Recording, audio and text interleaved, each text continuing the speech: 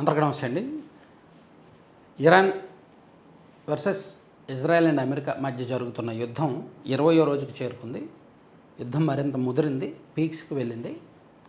నిజానికి ఇరాన్ నిన్నటి వరకు ఒక దశ వరకు పరిమితమై యుద్ధం చేస్తే నిన్నటి వరకు పరిమితి దాటింది. 4000 కిలోమీటర్ల లక్ష్యంగా క్షిపణులను ప్రయోగించి సక్సెస్ అయింది. అంటే అమెరికా స్థావరాలు ఎక్కడెక్కడ ఉన్నాయో గుర్తించి అసలు సుదూర ప్రాంతాలను లక్ష్యంగా గురి చూసి క్షిపణులు వేయడంలో ఇరాన్ సక్సెస్ అవ్వడం ద్వారా ప్రపంచ దేశాలకు అండ్ ఇజ్రాయెల్, అమెరికా లాంటి తమ శత్రు దేశాలకు కూడా ఒక సందేశాన్ని ఇచ్చాయి. మా దగ్గర ఇంకా అస్త్రాలు చాలా ఉన్నాయి, మేము ఇంకా ఇప్పుడిప్పుడే బయటకు తీసాము అని. దానికి తగ్గట్టే ఈరోజు ఇజ్రాయెల్లో ఉన్న ఒక అణుపరిశోధనా కేంద్రం లక్ష్యంగా ఇరాన్ దాడులు చేసింది. ఇది ఇజ్రాయెల్ అసలు ఊహించలేదంట. సో ఇజ్రాయెల్లో బాలిస్టిక్ క్షిపణులను ప్రయోగించి విరుచుకుపడింది. డిమోనా నగరంలో ఇజ్రాయెల్కు అత్యంత కీలకమైన అణుపరిశోధనా కేంద్రం లక్ష్యంగా దాడులు జరిగాయి.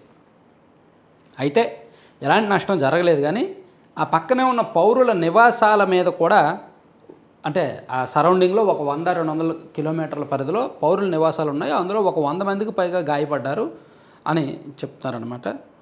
సో దీనికి ప్రతీకారంగా ఈ ఇజ్రాయెల్ కూడా ఈ కొన్ని దాడులు ముమ్మరం చేసింది. ఇరాన్ నుంచి 2 బాలిస్టిక్ క్షిపణులు రాగా వాటిని అడ్డుకోవడంలో ఇజ్రాయెల్ రక్షణ వ్యవస్థలు విఫలమైనట్టు తెలుస్తోంది.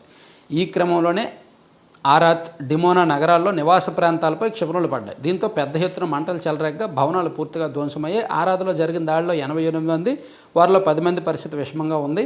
అండ్ దెబ్బతిన్న భవనాల నుంచి 150 కుటుంబాలను సురక్షిత ప్రాంతాలకు తరలించారని చెప్తున్నారు.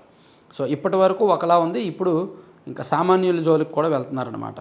ఇదిలా ఉంటే మరోవైపు ఈరోజు ఉదయం డొనాల్డ్ ట్రంప్ ఇరాన్కు ఒక వార్నింగ్ ఇచ్చాడు. 48 గంటల్లోగా హర్ముజ్ జలసంధి తెరవాలి, లేకుంటే మాత్రం ఇరాన్ని సర్వనాశనం చేస్తామని చెప్పి ఆయన ఒక సందేశం ఇచ్చాడు.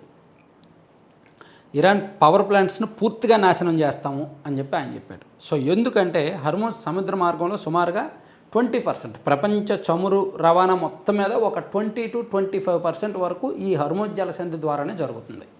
దాన్ని ఇరాన్ ఆంక్షలు విధించింది. పూర్తిగా మూసివేయలేదు, కానీ వాళ్ళకి నచ్చిన దేశాలు వదులుతున్నారు, కొన్ని దేశాలు మాత్రం ఆపేస్తున్నారు, వాళ్ళ శత్రు దేశాలు మాత్రం ఆపేస్తున్నారు. అక్కడ కొంత ఘర్షణ వాతావరణం నెలకొంది. సో ఆ మార్గాన్ని ఒక రకంగా పరిమితం చేసింది. అలా పరిమితం చేసిన కారణంగా అమెరికా మీద ఒత్తిడి పెరుగుతోంది ఇతర దేశాల నుంచి. సో అందుకు డొనాల్డ్ ట్రంప్ 48 గంటల్లోగా హర్ముజ్ జలసంధిని మీరు మాకు అప్పజంపాలి, లేకపోతే మాత్రం మేము దాడులు చేస్తాం, మీ దేశాన్ని పవర్ ప్లాంట్స్ మొత్తం విద్యుత్ కేంద్రాలు ఎక్కడెక్కడ ఉన్నాయో తెలుసు అవన్నీ కూడా నాశనం చేస్తామని చెప్పారనమాట. అయితే ఇరాన్ కూడా మీరు ఏం చేస్తారో చేసుకోండి, మాకు నచ్చిన దేశాలను మేము వదులుతాం, మా శత్రు దేశాలకు మాత్రం మేము అడ్డుకుంటాం, అందులో ఎట్టి పరిస్థితుల్లో ఎంట్రీ లేదు అని ఇరాన్ కూడా ఇమీడియట్గా రిప్లై ఇచ్చింది. మరోవైపు ఒక 22 దేశాలు ఇరాన్కు ఒక విజ్ఞప్తి చేశాయి. సో మీరు హర్ముజ్ జలసంధి ద్వారా అంత కఠినమైన ఆంక్షలు వదిలేయండి అని. సో ఆ దేశాలు ఏంటంటే యూకే ఒకటి ఉంది, France, Germany, Italy, Canada, Japan, Australia, Saudi Arabia and UAE లాంటి దేశాలు కొన్ని ఉన్నాయి. మొత్తం మీద 22 దేశాలు ఒక ఒత్తిడి చేస్తున్నాయి ఇరాన్ మీద, మీరు హర్ముజ్ జలసంధి విషయంలో మాత్రం మీరు స్వేచ్ఛగా వదిలేయండి అని. ఫ్రీడమ్ ఆఫ్ నావిగేషన్ అంటే స్వేచ్ఛగా నౌకలు వెళ్ళే హక్కు కల్పించండి, అంతర్జాతీయ చట్టంలో ఇది ఒక రూల్ ఉంది, సో దీన్ని మీరు గౌరవించండి అని ఈ 22 దేశాలు చెప్పాయి. ఒకవేళ మీరు వినకపోతే మాత్రం మేము గట్టి చర్యలు తీసుకోవాల్సి వస్తుంది అని చెప్పాయి. సో ఎందుకంటే చెప్పుకున్నాం కదా, ప్రపంచ చమురు రవాణాలో 20-25% వరకు ఈ మార్గం ద్వారానే రవాణా చేయాలి. దీన్ని ఇరాన్ తమ కంట్రోల్లో పెట్టుకుంటుంది, అందుకు గొడవ ముదురుతుందన్నమాట. So global market, global energy ధరలు, చమురు ధరలు విపరీతంగా షేక్ అవుతున్నాయి, పెరుగుతున్నాయి. ప్రపంచంలోని దాదాపుగా 70 దేశాల్లో చమురు ధరలు పెరిగాయి గడిచిన 10 రోజుల్లో. ఈవెన్ ఇండియాలో కూడా చూసాం కదా, ప్రీమియం పెట్రోల్ రేట్లు పెరిగాయి, కమర్షియల్ డీజిల్ రేట్లు పెరిగాయి. అలాగే స్టాక్ మార్కెట్లు విపరీతంగా ప్రభావితం అవుతున్నాయి. అమెరికాతో సహా ఇండియా, చైనా, రష్యా లాంటి పెద్ద పెద్ద దేశాలు, జర్మనీ, జపాన్, ఫ్రాన్స్ లాంటి పెద్ద పెద్ద దేశాల్లో స్టాక్ మార్కెట్లు భారీగా నష్టాలు చూస్తున్నాయి. సో ఇవన్నీ ఈ చమురు మార్గం దెబ్బతినడం అండ్ కొన్ని ట్రాన్సాక్షన్స్, అవన్నీ దెబ్బతినడం వల్ల జరుగుతుందన్నమాట.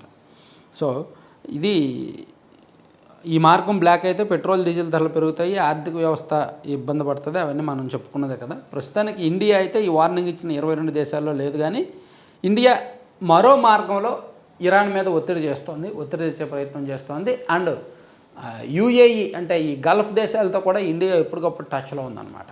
సో అంటే దౌత్య మార్గంలో శాంతియుతంగా సమస్యను పరిష్కరించడానికి భారతదేశం తన మద్దతు ఇస్తోంది. Thank you.